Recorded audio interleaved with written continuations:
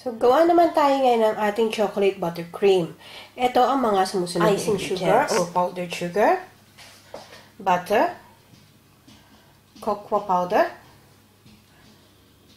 milk, and vanilla. So, pinagsama ko na sa isang bowl yung ating icing sugar at saka yung cocoa. Haluin lang natin ito maigi.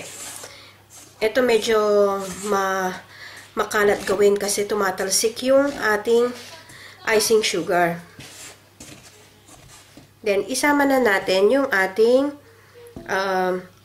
butter. Then, ibibit lang natin to using a wire whisk and electric mixer.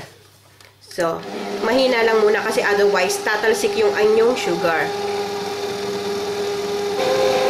So, itong ating mixer, kinuperan ko lang siya ng damp cloth para hindi kasi tumatalsik yung icing sugar. Otherwise, magpupulbusan kayo, kakalat yung inyong icing sugar. So, i-cover nyo lang siya ng damp cloth tapos i-check nyo lang later kung okay na siya. So, pwede na rin natin isama yung ating vanilla at yung ating milk. So, continue lang natin yung pag-beat. Takpan uli natin. After a few minutes of mixing, medyo na-incorporate na siya lahat, pero talagang ang makalat siya talaga. Kaya kailangan meron kayong towel para hindi kayo mapulbusan. Pag medyo na-incorporate na at hindi na tumatalsik yung ating powdered sugar, pwede nyo na siyang i-high speed. So, check natin yung ating icing sugar. So, ayan. Well incorporated na.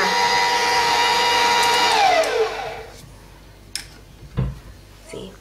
Kung medyo dry ang inyong icing sugar, pwede kayong mag-add ng 1 teaspoon more of milk. Pero, maganda naman na yung consistency niya.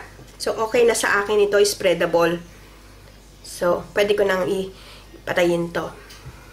So, kung hindi nyo pa ready gamitin itong ating icing sugar, cover nyo lang siya ng damp cloth para hindi siya matuyuan. May natira pa akong buttercream. Itong ating piping bag.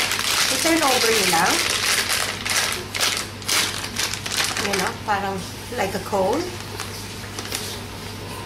Then, hawakan nyo lang dito. Pasok nyo lang kamay nyo sa ilalim. And then, gagamit ako ng malaking rose tip. So, ilagay lang natin yung buttercream sa loob. Then, push it down.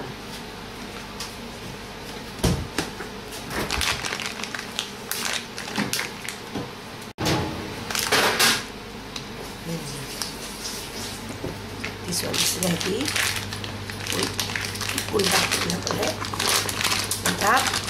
And then, i-push nyo lang hanggang ma-reach nyo yung end.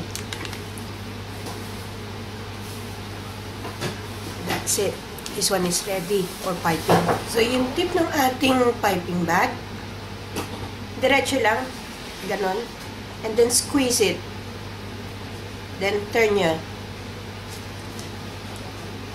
Squeeze it, then turn, pull. Squeeze it, turn, pull. Squeeze, turn.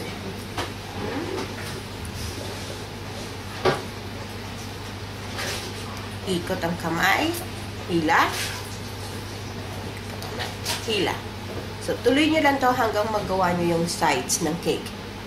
So, eto na ang ating vanilla cake with chocolate buttercream for frosting. So, ayan. Dadaling ko to mamaya sa kids practice. So, ready to tuck in na. Sana i-try nyo itong recipe na ito and share it with your friends.